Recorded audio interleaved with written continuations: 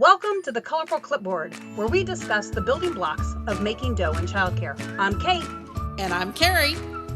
Hey, we're back. Thank you for joining us on week 2 of our 3-part series on all the things that you wanted to know about HR. Not really, but 3 basic scenarios. You know, how to have a work separation not negatively impact your program. So Kate is the expert, I think, or an expert anyway, in how to fire people guilt-free.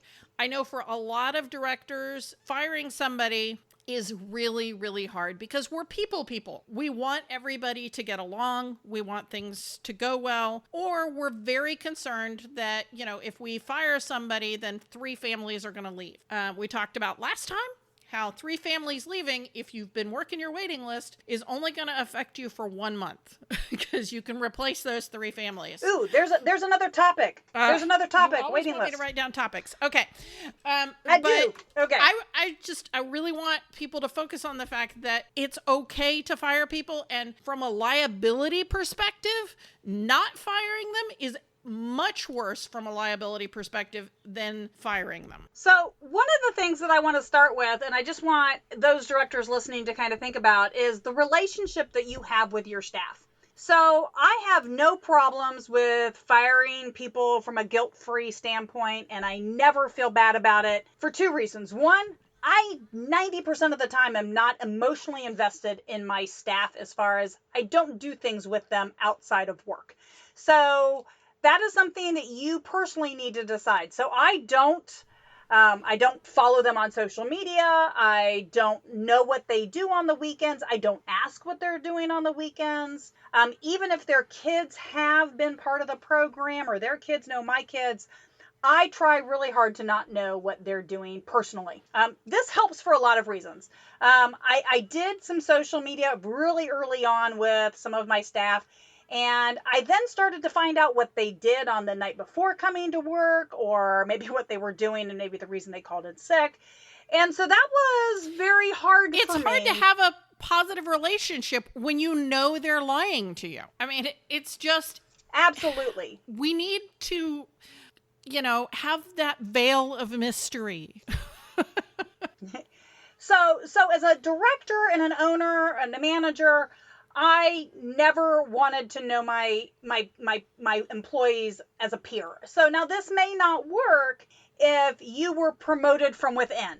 And so if you had been a classroom teacher and then an assistant director, now you're a director and you've got relationships with everybody, which is an asset for you, then, you know, I'll try to touch on and hopefully be able to help you with that. But one thing you always have to remember is you are doing your job for the best interest of the program, the children, and the families. And sometimes this means the bottom line. You need to be able to do things that make the most sense financially. And sometimes that means moving somebody from full-time to part-time. You know, Absolutely. You got to do what you got to do. Letting people go home on a day when your numbers are low because you got a stomach bug. It's important because someday you're going to want to build a new playground. Yeah, and and if you know too much about what's going on in their life, then you may not make those choices. If you make those choices and they come to you and ask to work that extra hour, tell you that they cannot, then that's a different scenario. So that gives you an opportunity as a director to be perceived as human. Wait. And help just them perceived come up with as ways being that human? they can... Don't we actually want to be human? I thought that was a thing. Okay, maybe that you have a heart. So you want to make sure that you aren't creating scenarios for them. So in other words, if you're going to have to send somebody home early, rotate who you send home early, regardless. If somebody comes to you and says, hey, you know, I just can't be sent home early, try to find a use for them that would save you time or another staff person time. You still have to be able to figure out and make sure that And if you don't have ideas for that, go back and listen to our Staff at Home episode. It has lots of ideas of things your staff could be doing if they're not in the classroom. Absolutely. So if you have a blank relationship. So I'm not saying that you have a bad relationship with your staff.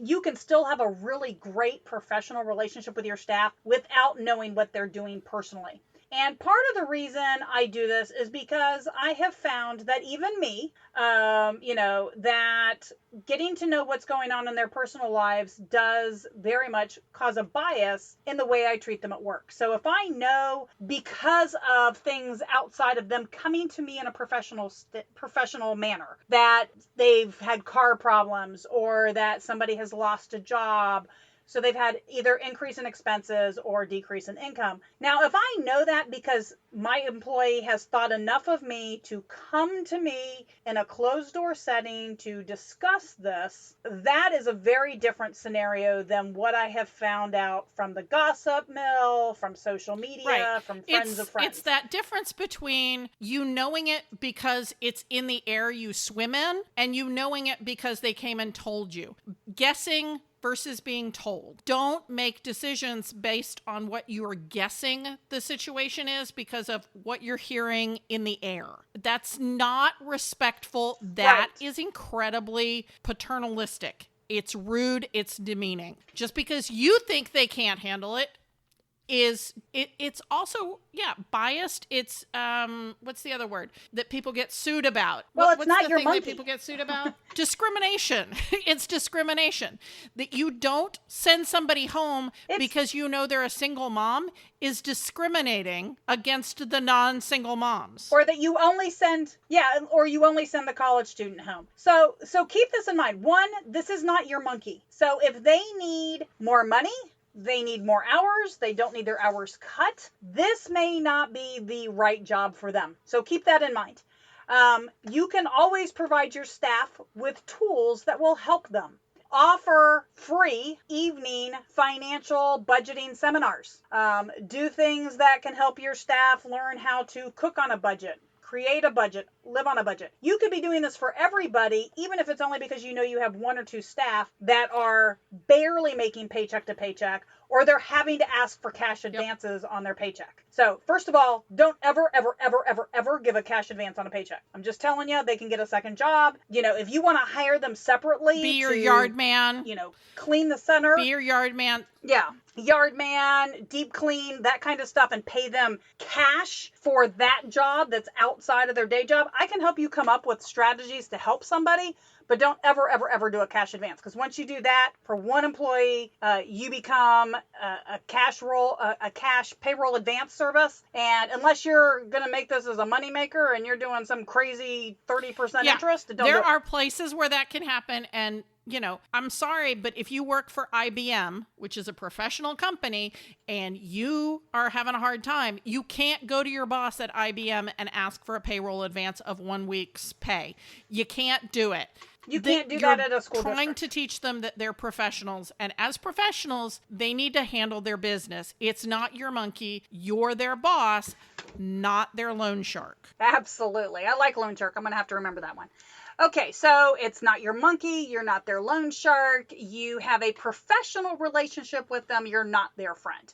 So let's talk about when are going to be times that you're going to need to fire them. So we talked about perhaps they're not the right fit with your program. And so somebody who is constantly thinking or talking about other stuff while at work might be a red flag.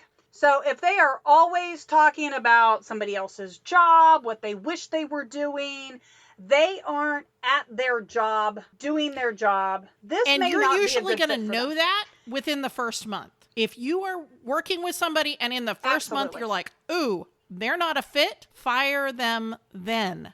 Don't wait 6 months to fire somebody who's not a fit. Oh yeah, so we can absolutely talk the 90 day. So I'm talking about even past the 90 days. So within the first 90 days, I do try to explain to everybody that their first 90 days when I hire them is absolutely probational. If it doesn't work for all of us, we're going to know that pretty upfront, and that requires you as the hiring manager to observe them regularly and to have regular and with conversations their coworkers. with them. So let's talk about coworkers. But let's talk about that person who you aren't think fits. They seem to have some weird work ethic and behavior, but how many other jobs have they had? So you need to think this through. And what does your onboarding process look like? So were they hired really, really quick and quickly shoved into a classroom?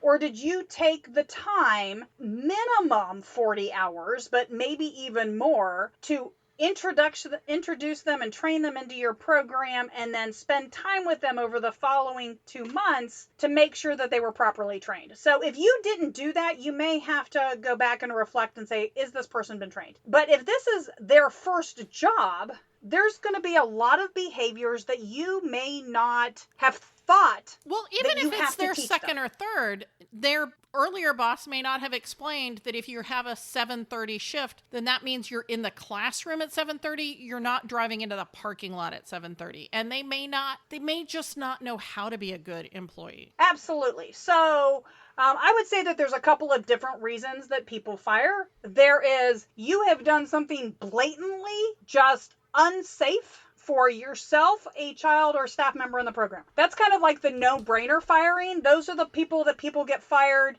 that everybody, your brother, your mother, everybody goes, yep, you needed to fire them. Yep, you needed to fire them. Like there was no question. So those should be easy for you. Okay, so if they've done a safety, something they did left somebody in danger, like I said, that's kind of a no-brainer. They should be fired.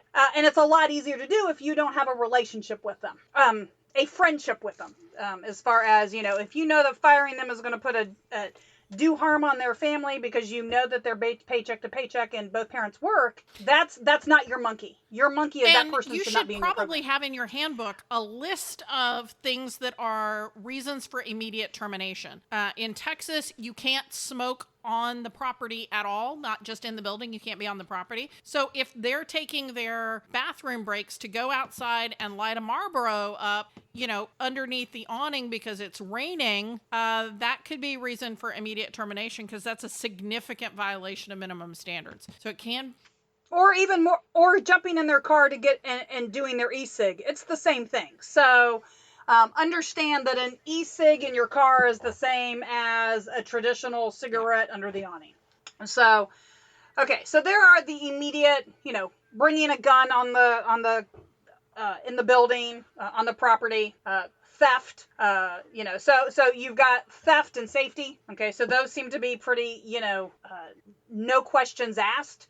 But the problem where I usually run into directors that I have to help them through is that staff person. She's been around. You've had her on staff for a couple of years. Sometimes she's a really good employee. Sometimes, she's quick to ask to go home. She seems to not really want to be there.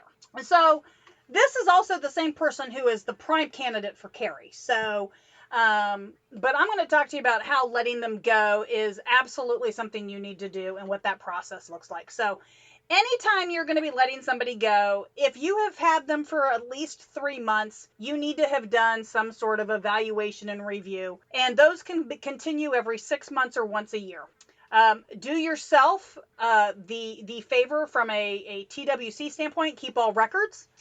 Related to anything that is a conversation or a written write-up related to, and it can be work ethic. It can be like what Carrie talked about, that person who's supposed to be there at 7:30, and 7:30 is when they pull in, and then they got to put their purse up and go to the bathroom and check their hair and check their phone. And so they're not in the classroom watching children until 8 o'clock. So although your numbers, they're there as far as minimum standards, they're there on time, but they aren't really there when you ask them to be. Or the one that I always find really interesting is the staff who sit around and chit chat for 30 minutes to an hour instead of clocking out. So to me, that is a theft, but not everybody views it that way, and a lot of staff don't. Yeah. So yeah. So look at some of the basics. So as you're writing things down and you're looking at these behaviors, make sure that you have made it clear from the beginning what your expectations are. And so when I do an employee orientation and I talk to them about their shifts and when they're expected to be at work and what that means, I am very clear on everything from what time and what on time means to what they need to be wearing. when they do lunch, how they do lunch, social media. I go through the employee handbook, but if there are pet peeves for me as an employer, I spend probably more Well, time on those pet. what about the people who they're in the classroom on time and they leave on time, but when they're in the classroom, they're sitting in a chair the whole time, and then like if a child is misbehaving, they call the child over to them. They basically sit on their tushy the entire day. Yeah, so that comes back to a couple of things. How long have they been working for you? And have you addressed this in a caught in the act scenario? So have you had conversations with them? Are they in pain? Are they injured? Do they have some sort of physical limitation? If so, how do you work with that? So is it a physical disability that causes them to really not be able to be in the classroom? Or are they just, lazy, like they just don't want to do the work? And this is where you as a director have to start to figure that out. So if you have a staff employee who you have counseled verbally, in writing, you've modeled, you've demonstrated, and they still want to sit in the chair all day, then it's time to let them go. I don't care if you think that they're nice people. I don't care if all of the parents love them. I don't care if the kids like them. If they are not doing what you expect them to do in the classroom, you need to let them go. Now, sometimes I have directors who go, but then I have to hire somebody else. Like they'd rather have a bad employee than go through the whole process of hiring somebody else. So one thing to do, Carrie talked about wait list, and she'll talk about wait lists, I'm sure, other times.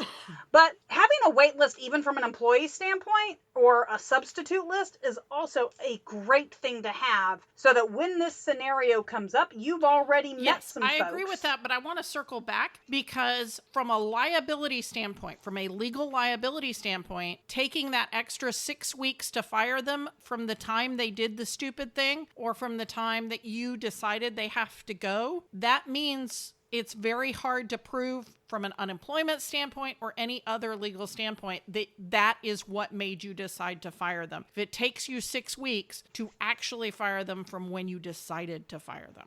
Oh yeah, absolutely. If you've gone through the process, you've counseled them verbally, and you notice a week later they're still doing it, and now you do it in writing, you even model or retrain, from the time you see a behavior to the time you have let them go, 3 weeks is plenty of time. I'm not talking about 3 months. I'm not talking about reviewing them every 90 days. You'll know if somebody's behavior is changing and whether it's changing for real. If you notice that in 1 week, they're back sitting in the chair, this is not the right job for them. You should not feel guilty about letting them go. They don't want to be there. Okay. So you want the staff who want to be there. If you have somebody who's eager to be there, figure out what you need to do. Maybe they're with the wrong age group. Okay. You put me in a classroom with twos, there's a good chance I won't come back after lunch. But they're so cute. I don't care. Yeah, no.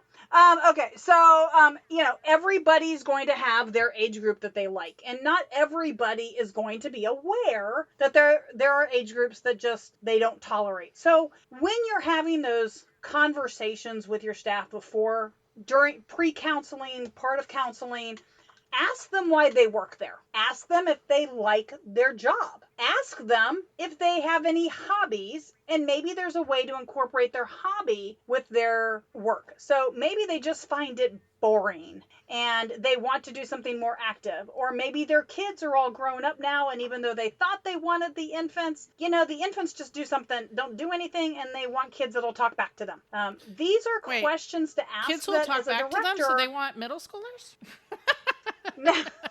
Kids that will respond with words, so there are going to be some staff who infants are just not the age for them. I often find it's amazing to me how many people I've hired for 2-year-old classrooms who go to lunch and never come back. So I get really excited when somebody makes it a full day.